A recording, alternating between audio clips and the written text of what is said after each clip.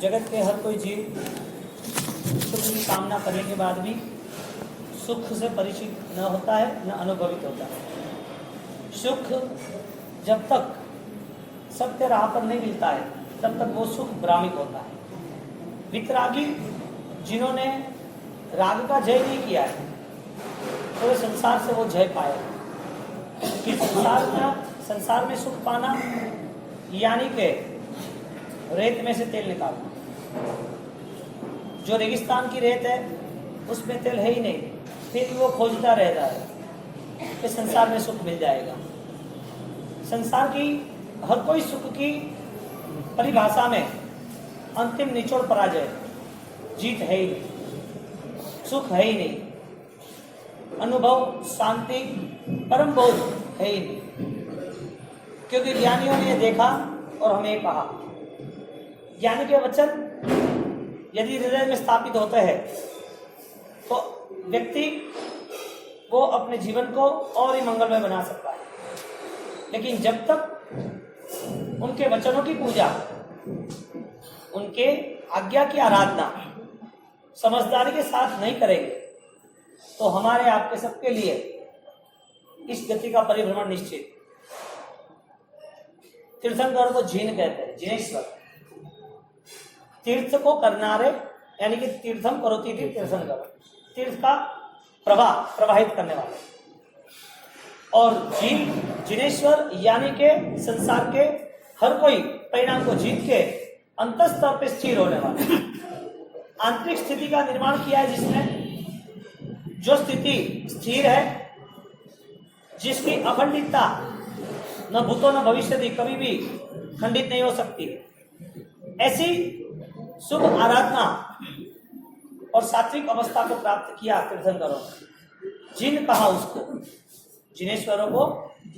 जिन यानी जिन लोगों ने, यानी कि जिन आत्माओं ने जीतने का रास्ता चुन लिया है। संसार कभी जीतने का रास्ता है। नीम के पौधों में 20 साल बाद आम की आशा कैसे हो सकती? रेगिस्तान में तेल की आशा कैसे हो सकती? जो फूल कुदरत ने निर्मित किया ही नहीं है उसमें सुवास कैसे हो सकती है? यानी कह रहे संसार पराजय की परिभाषा से जुड़ा हुआ है और वो संसार में मन रहा तो हर पल मरना है। पराजय मृत्यु के पहले भी होती है और मौत एक साथ आती है। पराजय 100 बार हो सकता है, मौत 100 बार नहीं हो सकती। हर पल पल मरने वाला, हर घटनाओं से भ्रमित रहने वाला, सुख की अनुकूलता के लिए दौड़ने वाला, उसे न कुछ मिला है न मिले। तो जब देह और आत्मा की बात चल रही है और उनकी दृष्टि में आत्मा का बोध स्पष्ट होता जा रहा है, उस आत्मा की यात्रा को ज्ञानियों ने सकारात्मक मोक्ष मार्ग की यात्रा कही। जीवन में शुद्ध भवन का निर्माण होता है, शुद्ध की आराधना विशेष होती है। यानी कि ज्ञान से वो परिचित होता है, वो ज्ञान ऐसा होता है उसको प्रभावित करता है और प्रभावित ज्ञान में उसकी परिणति स्थिर करता है। परिचय, प्रभावक और परिणति, इस तीनों चीज में उसकी यात्रा निर्मल बन जाती है। हर दिन हर प्रतिपल वैरागी वितरागी जैसा जीवन होता है। पूर्व की घटनाओं का कोई याददाश्तों का कोई रोल नहीं, भविष्य के लिए कोई चिंता नहीं। वर्तमान में जीना सीख लिया।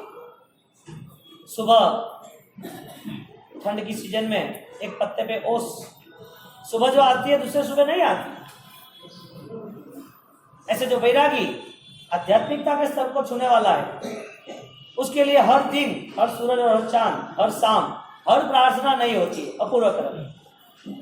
क्योंकि उसके पास वो बोध स्पष्ट हो चुका कि मुझे वितरागी के पास वैरागी बन के जाना है और मेरा राग इस संसार की रेगिस्तानों में है जहां कोई न तेल है, न हरियाली है, न कोई मिठास है, न कोई ठंडक है।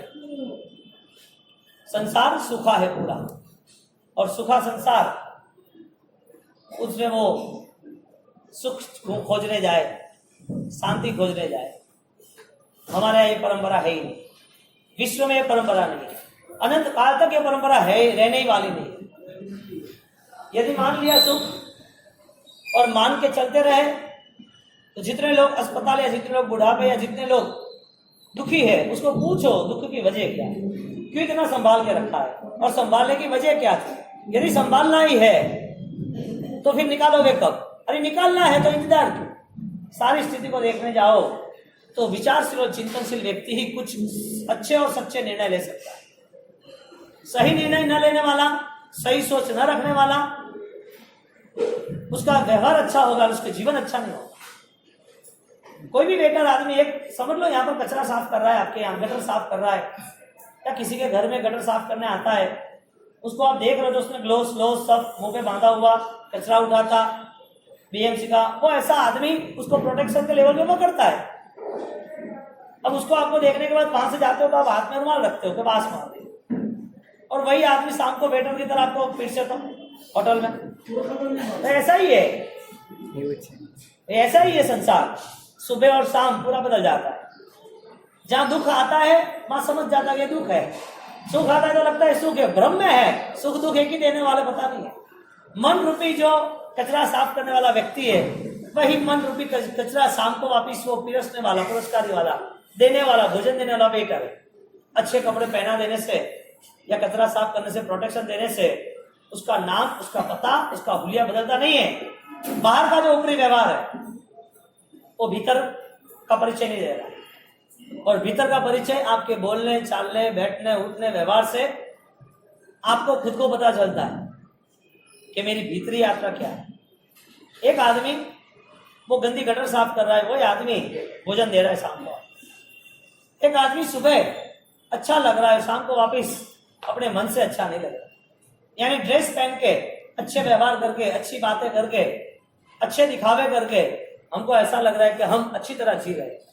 ज्ञानी कह रहे कि वैरागी आत्मा, राग के प्रबंध को तोड़ने वाला, राग की व्यवस्था का निचोड़ पूरा उसको पता चल गया कि जितने भी व्यवहार है उसमें मेरा धर्म स्थिर रहना है। विपरीत जो भी आचरण है वो विपरीत सोच के हिसाब से, और विपरीत सोच ही आपको जो आचरण करा रही है उसमें कोई भी आगे मुनाफा न फल। करना क्या वो प्रश्न आता ही नहीं है, क्योंकि कई सालों से हम सुन रहे हैं कि क्या करना है। करना क्यों वो प्रश्न खड़ा करो, कैसे करना। ये कोई शिक्षा विश्वविद्यालय नहीं है, बहुत सारे सदियों से पढ़ाई, स्टडी, शिक्षाएं, बहुत सारी विद्या सीख रहे दुनिया के लोग।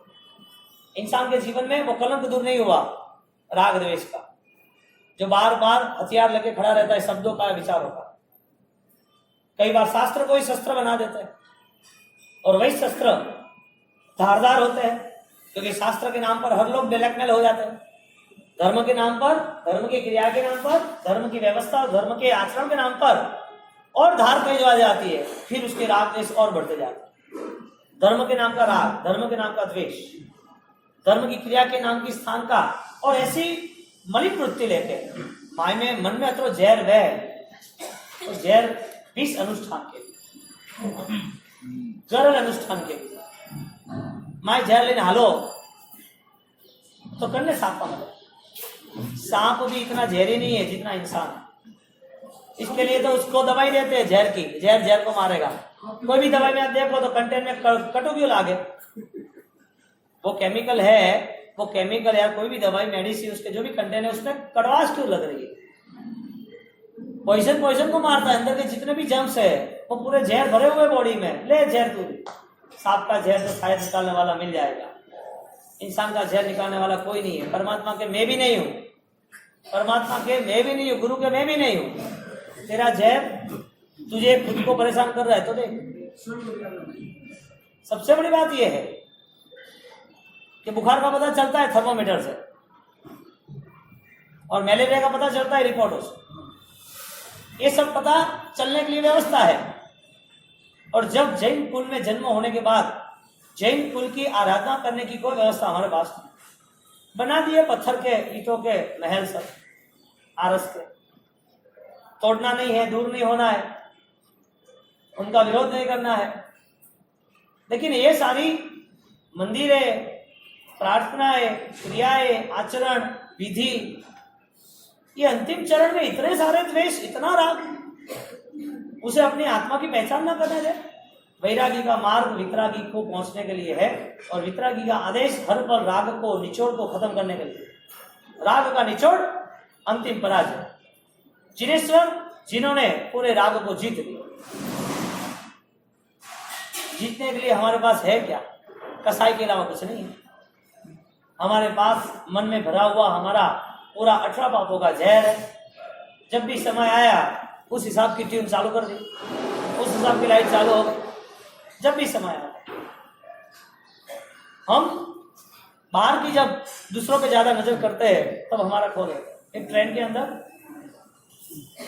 एक फैमिली बैठा था और वो फैमिली सब साथ में थे।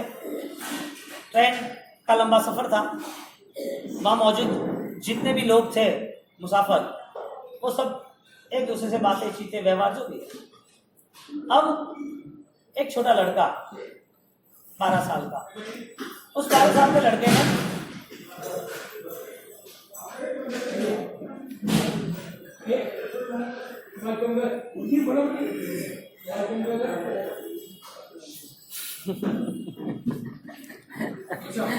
बारह साल के लड़के ने उसने पापा को बोला कि पापा क्या मस्त है ये सब, पेड़ पौधे पहाड़ कितने बढ़िया है,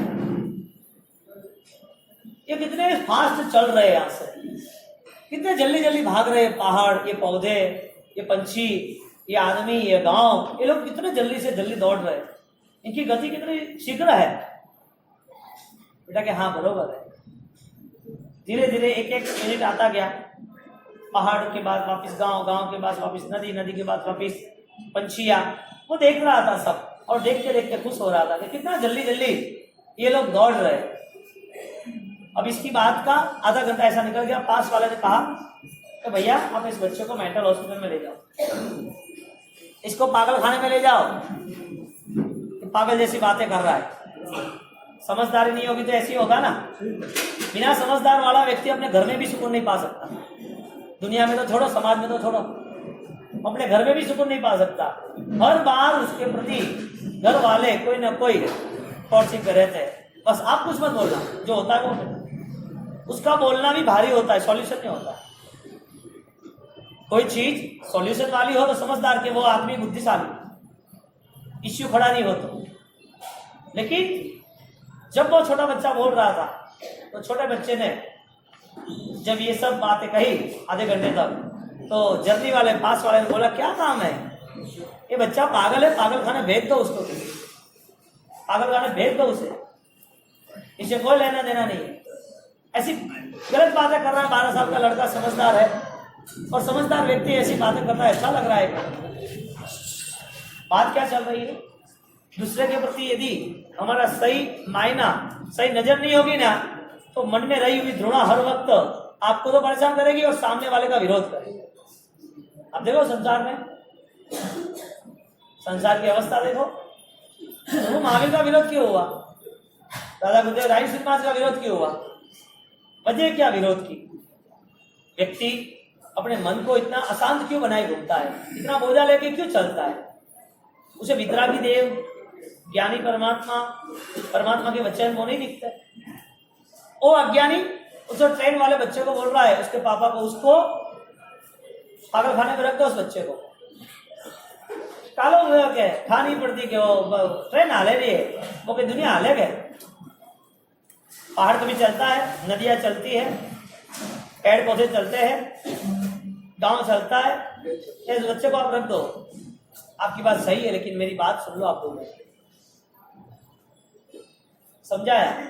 जिसकी आत्मा में धर्म स्थिर है ना, उसको छोटी भी बात है ना तुरंत स्थिर हो जाती। नहीं होती है तो प्रभु महावीर की बात भी स्थिर नहीं होती, विरोध करने चले पड़े थे, चंडकोशिप जैसे मारने के लिए। मन में जब तक मन परिणति नहीं है, प्रवृत्ति पॉजिटिव नहीं है, यानी कि एक्टिविटी जो भी पॉजिटिव नहीं है, तो उसको हर वक्त अपमान करना, आप ट्राई करना, छोटी छोटी हर चीजों को लेके पूरा दिन खत्म होने, पूरा जीवन खत्म। हंसना सीखा ही नहीं है, आएगा कहां से? संसारी लोग भी है ना, उसके संसार के कार्यक्रम में हंसते हैं। संसारी लोग के संसार के राग पे हंसते हैं, धर्म के अनुष्ठान के बाद उसकी हंसी, उसकी प्रसन्नता कहाँ खत्म हो गई? परिस्थिति ये हुई, उस भैया ने ट्रेन वाले को बोला, उसके पापा ने, कि ये जो आप कह रहे हो वो आपकी बात सही है, लेकिन मेरा ये छोटा बच्चा अभी ही उसका 4 दिन पहले ऑपरेशन हुआ है, उसने दुनिया देखी नहीं थी, अभी इसको जब ट्रेन में बिठाया है आराम से, तब उसने ये सब चश्मे उतारे हैं और अभी ये दुनिया देख रहा है। तो वो तो खुशी रहेगा ना ऐसा माहौल देखे। उस आदमी के मन पर क्या बीती होगी जिसने उसका विरोध किया था? उसने सॉरी बोला, मुझे माफ करो, मुझे पता ही नहीं था कि ऐसा है, मुझे लगा ही नहीं था, मैं तो सोचा कि सब बच्चे की तरह यही बोल रहे।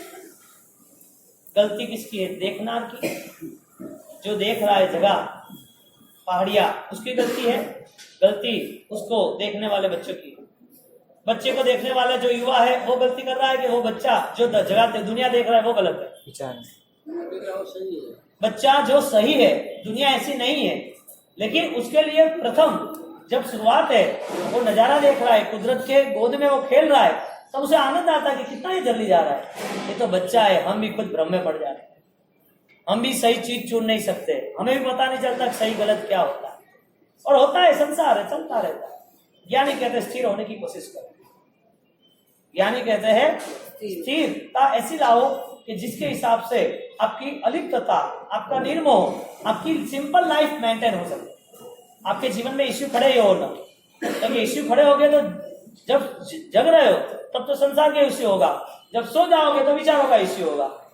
तो बवाल तो हिस्क है। अब कैसा करना कैसा मन का काम? मन जब तक बीमार है, यानी कि काम नहीं करता है, तब तक बीमार है। और जो काम करके ज्यादा बीमार होता है उसके लिए धर्म ध्यान की आवश्यकता जरूरी है। यानी धर्म क्रिया करने के बाद बीमार हो तो धर्म ध्यान नहीं हुआ। यानी कल बात छेड़ी थी कि पाप ध्यान है, कभी कर्म ध्यान है, लेकिन धर्म ध्यान यानी अवस्था यह है कि जो मन से ज्यादा तनाव में, शुद्धता में जी रहा है, जो हर बार उसके मन में कोई ना कोई द्वंद्व खड़ा होता है संताप के नाम पर, वो सोता है तो भी उसको संसार के अलावा खुद के स्वयं के संताप उसको पकड़ लेते हैं, स्वयं की द्वंद्व अवस्था। क्योंकि सोए हुए भी उसको वाइब्रेट होता है, डर लगता है, भय लगता है, चिंता रहती है। क्यों? जब जग रहे थे तब तो किया, देखते देखते, सोए हुए बाद भी किया। कौन है वहां पर आसपास? तो इतने सारे विचार आसपास, अकेले सोए कुछ है नहीं, तो इतना मन में तूफान कैसे उठा? यानी कि मन जब हम सुबह शाम जब हम देख रहे हैं तब होश में रहना जरूरी। एक भी धर्म का अनुष्ठान बिना होश से हुआ तो गलत। भवदेव मुनि का यही जीवन हुआ। भवदेव वहां पर बैठे हैं जहां पर उपाश्रय में भाई मुनि है, भवदत्त मुनि और भवदत्त आचार्य, 5-7 साधु। ये एक उपाश्रय में उनका एक सेशन है। इधर नागिला और उसके 2 माता पिता, वो 3 लोग वो गांव में बैठे। अंतर था आने का, और आने के लिए वो निकलने के लिए तैयार था। सब जगह सन्नाटा छाया हुआ है उधर उपाश्रय में, और वो उपाश्रय में सन्नाटा छाने के बाद भवदत्त मुनि अपने भाई को देख रहा है, और वहां पर पूरी व्यवस्था बनाई रखी है दीक्षा देने के लिए, संयमी बनाने के लिए। और मन में वापिस विचारों की आंधी उठी, क्या करना? नागिला की याद में जीऊं तो यहां मैं जी नहीं पाऊंगा, यहां मेरे भाई की, मेरे बांधव की, मेरे स्वजन की यदि बात को सुनो और उनकी यदि स्वाभिमानता, उनकी यदि इज्जत आबरू रखनी है, तो फिर मुझे इनके पास रहना ही पड़ेगा। मैं करूं तो क्या करूं? भवदेव और इधर भवदत्त बीच में आ गए। भवदेव उनको 2 तरफ से खिंचाने, यहाँ पर भाई खींच रहा है, यहाँ पर नागिला खींच रहा है, कुछ निर्णय ले नहीं सकते। 10-15 मिनट चली गई है, और यहाँ पर जब गुरु भगवान कहते हैं कि क्या करना है, सचित गोचरी तो खानी पड़ती है ना, गोचरी पात्रा में आई तो खाना कि नहीं खाना? पात्रा की गोचरी खाने की नहीं खानी, तो क्या खानी? सचित आए तो खाना कि नहीं खाना? सचित आए तो गोचरी का व्यवहार करना कि नहीं करना? ऐसा हाँ या ना? वो पूछे रही हो जो कल आपने सुना नहीं ना?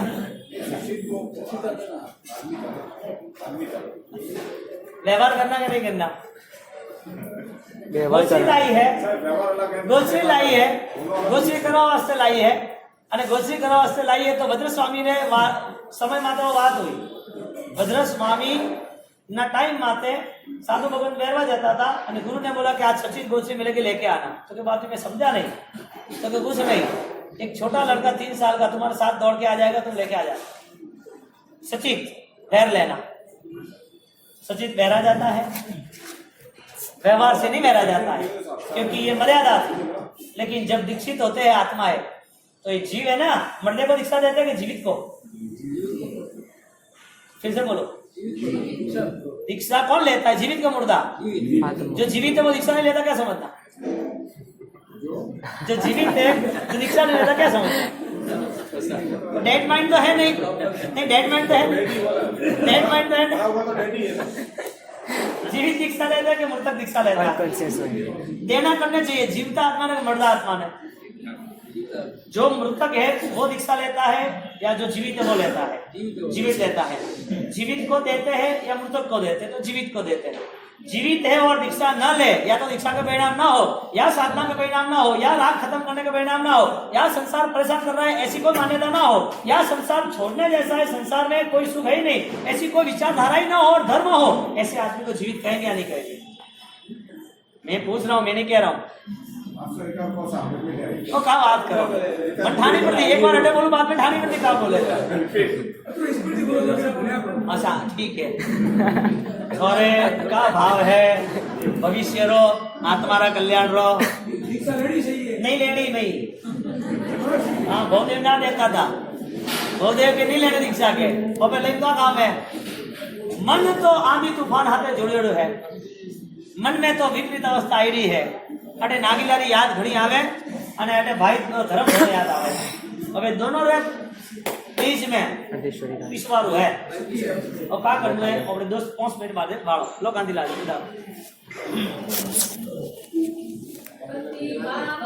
श्रीमती कंचन देवी डोसी, पिताजी का नाम श्री जयंती भाई डोसी, जन्मदिन श्रावण वध 30 दिनांक 10/8/79, बुधवार। दीक्षा दिन क्षेत्र सुचोत दिनांक 17/4/2001, 17/4/2001 बुधवार। जन्मदिन भी बुधवार, दीक्षा का दिन भी बुधवार। दीक्षा स्थल थराद गुजरात। बड़ी दीक्षा 3 जेठ सुद 11 अहमदाबाद। बड़ी दीक्षा जेठ सुद 11 अहमदाबाद में। दीक्षा के समय उम्र सिर्फ 21 साल। दीक्षा के समय उम्र सिर्फ 21 साल। दीक्षा दाता गुरु का नाम राष्ट्र संत आचार्य श्री जैन संस्कृति महाराज, जैन संस्कृति महाराज साहब। दीक्षा दाता गुरु राष्ट्र संत आचार्य श्री जैन संस्कृति महाराज साहब का परिचय।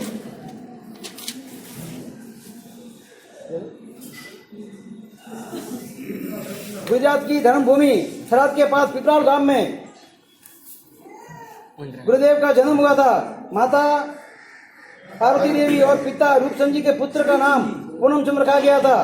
पूनमचंद बाल्यकाल से ही ज्ञान मार्ग में अत्यंत होनहार और तेजस्वी थे, लेकिन युवावस्था प्राप्त करते ही उनके मन की गहराइयों में सिर्फ क्षेम जीवन ही फैला हुआ था।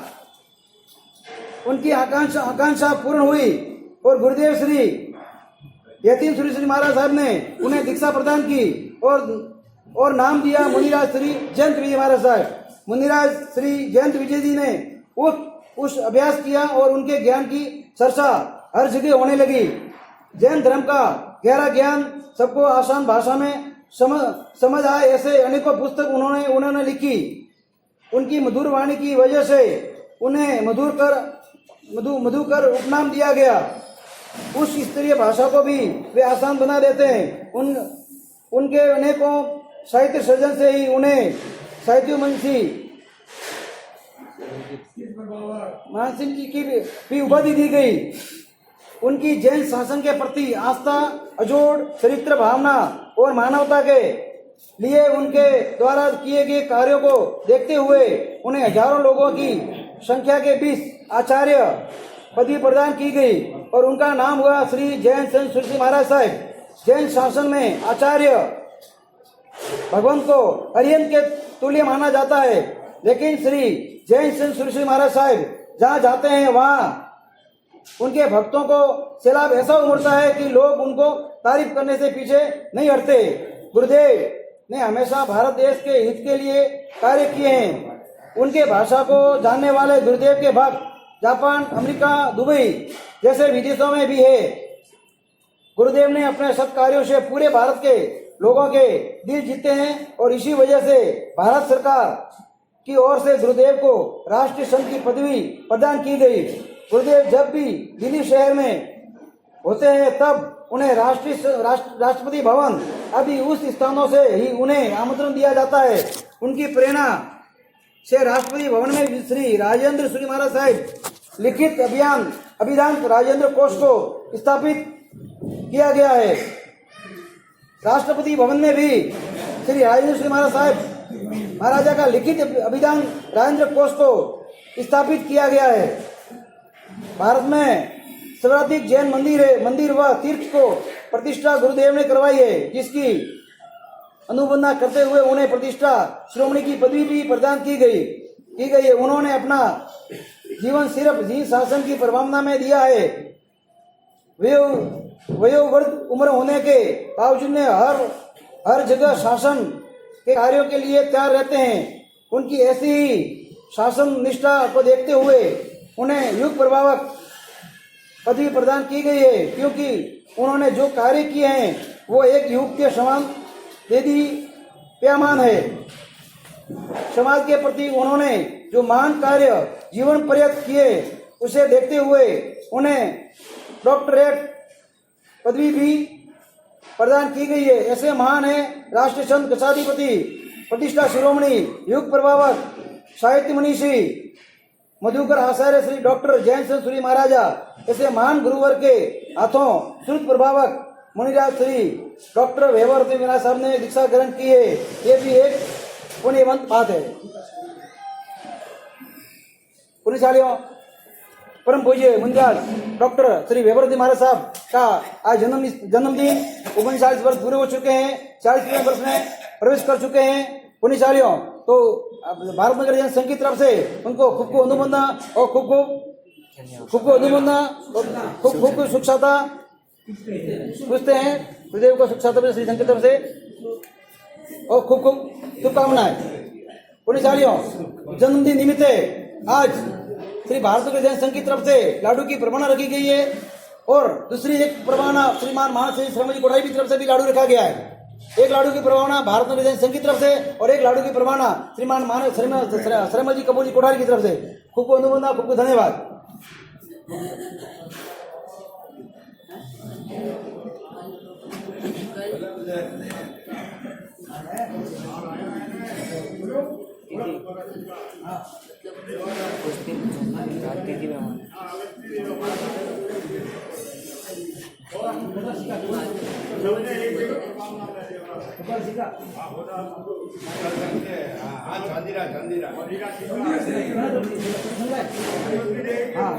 पुण्यशालियों, गुरुदेव के जन्मदिन निमित्त चांदी का सिक्के की भी प्रबंध रखी गई है। संघ की तरफ से, भारत नगर जैन संघ की तरफ से चांदी की सिक्के की प्रभावना आज गुरुदेव के जन्मदिन निमित्त रखी गई है। सभी महानुभाव लाभ ले।